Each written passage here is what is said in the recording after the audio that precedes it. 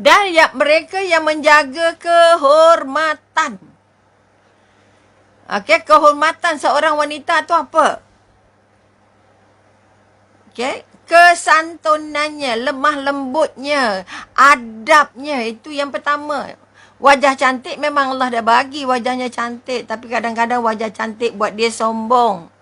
Wajah tak cantik buat dia rendah hati, rendah diri pun masalah. Okey? Sebab itu kita kata kehormatan diri itu maknanya apa? Hubungan kita dengan Tuhan kita.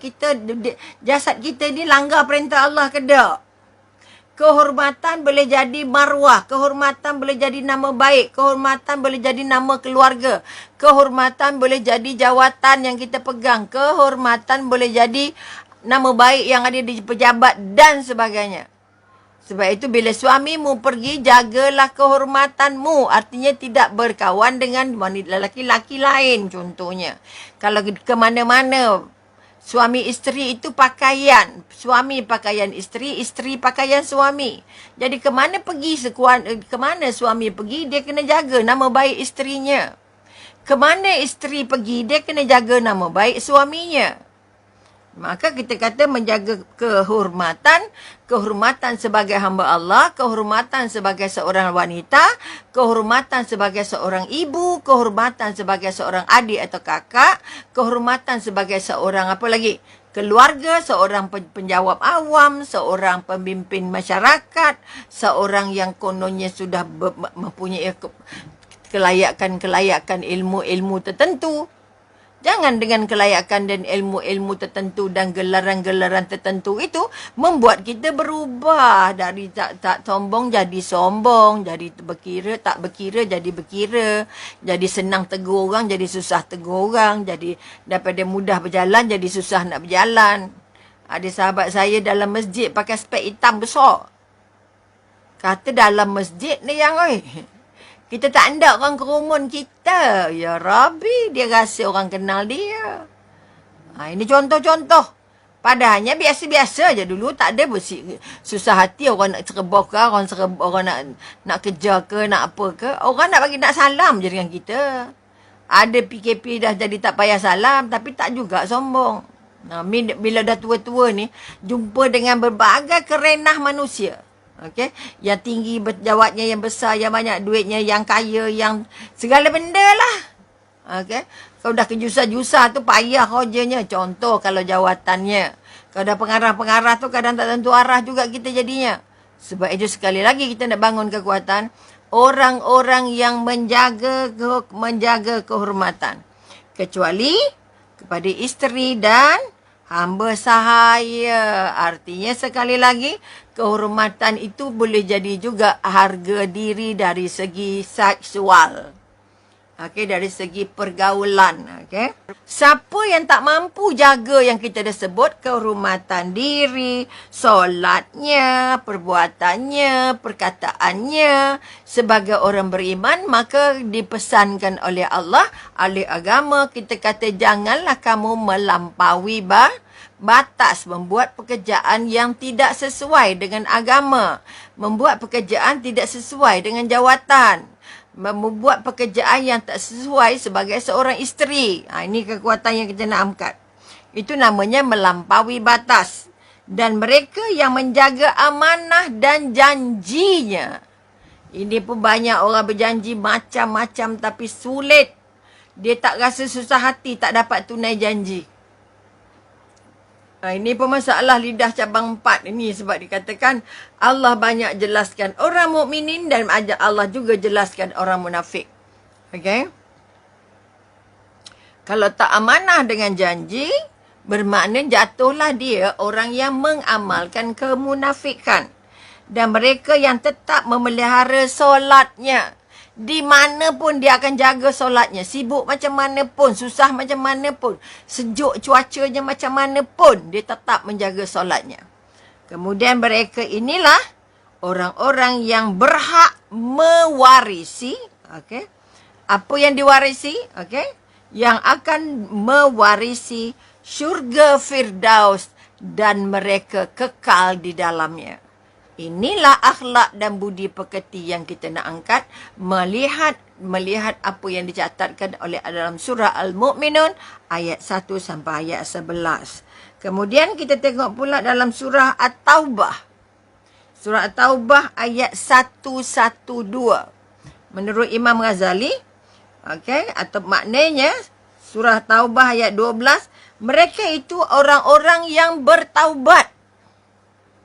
Orang yang berbudi pekerti tadi, selain daripada yang sebut di atas tadi, pertama dia adalah orang yang benar-benar beriman. Orang yang beriman, imannya tak goyah, imannya tak mudah tercabut disebabkan kesulitan, imannya tidak pernah koyak ataupun imannya tidak pernah tertukar walau dalam keadaan apa sekalipun. Iman orang yang khusyuk dalam solatnya, orang yang menjaga harga dirinya ataupun maruahnya, kehormatannya, dan juga orang-orang yang kita katakan menjaga amanah dan janji. Ini antara budi pekerti asas yang menjamin seorang itu dia akan jadi mukmin ataupun jadi munafik.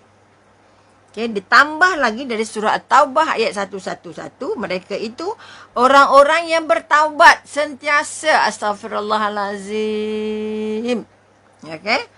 Itu kita kata ia sentiasa merasa bahawa dia banyak dosa.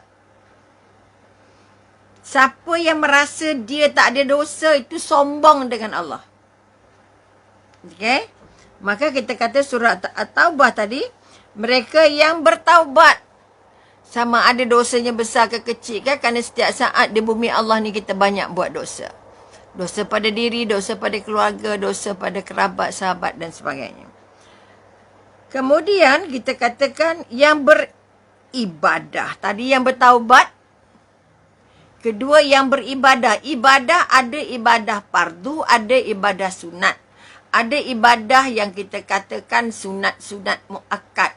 Ada solat-solat ataupun kita kata ada ibadah-ibadah yang kita katakan boleh yang fardu kena buat hari-hari, ada yang sunat dan berbagai-bagai lagi kebajikan-kebajikan. Maka orang yang dikatakan mukminin ataupun orang yang beriman ialah orang yang kita katakan beribadah dan senang memuji Allah. Subhanallah, Maha Suci Allah, Alhamdulillah. Ini di antaranya lah. Dan juga kita kata orang-orang yang banyak mengembara untuk mengembang dan menuntut ilmu. Pertama, orang yang banyak berjalan kerana menuntut ilmu. Dan kedua, orang yang banyak mengembara kerana nak mengembangkan agama Islam. Dua fungsi. Pertama, dia berjalan kerana dia mengembara kerana dia nak menuntut ilmu. Kedua, dia mengembara kerana dia nak mengembangkan syariat atau syiar Islam. Ini kita kata orang yang berbudi bahasa tadi, orang yang baik budi pekerti lagi tadi. Kemudian mereka yang rukuk dan yang sujud. Menjaga rukuknya dan menjaga sujudnya. Bermakna itu dua aktiviti besar dalam solat yang harus kita benar-benar khusyuk. Kerana di saat itu kita nak minta, saat itu kita nak merintih, saat itu kita nak memohon. Ataupun kita kata orang-orang yang budi pekerti yang baik tadi ialah orang yang menyuruh membuat kebaikan. Menyuruh membuat kebaikan dan yang melarang daripada kejahatan. Walaupun yang buat itu orang besar, orang kecil, tapi tetap mesti tegur. Mesti bagi tahu, itu tanda hatinya suci. Dia takut dengan Allah daripada takut dengan manusia. Setengah orang tak nak bagi tahu salah orang kerana takut dengan manusia. Dia tak nak kawan saya, nanti dia tak kisah saya. Jangan. Atau nanti dia marah saya. Tak. Cakaplah kerana Allah. Dan mereka-mereka yang tadi dah buat kebaikan, melarang kejahatan, serta menjaga batas-batas hukum Allah. Dia sangat ambil kira faktor fiqahnya, faktor wajibnya, sunatnya, makruhnya, harusnya, haramnya. Dia ambil kira semua. Dan bergembiralah orang-orang yang beriman, orang-orang yang bersifat demikian. Apa sebab bergembira? Kerana Allah menyediakan balasan yang sangat hebat. Kita melihat pada surah Al-Anfal. Sebab kita nak mengkaji apa budi pekerti yang diketengahkan oleh Allah dalam Al-Quran. Kerana kita kalau baik saja tolong orang sebab dia jiran, tolong orang sebab dia sahabat, tolong orang sebab kenal dia, tolong orang sebab dia duduk sebelah rumah saya. Tak. Saya tolong kerana Allah. Tak kira kamu siapa, kenal ke tak kenal, nombor 10. Yang penting tolong dulu. Ini kekuatan yang nak dibangun. Dan kalau kita ambil surah Al-Anfal ayat 2 sampai 4, kata yang bermaksud, sesungguhnya orang-orang yang beriman itu, yang sempurna imannya, sempurna, okay, ialah orang yang apabila disebut nama Allah dan sifat-sifatnya, gementarlah hati mereka. Ya Allah.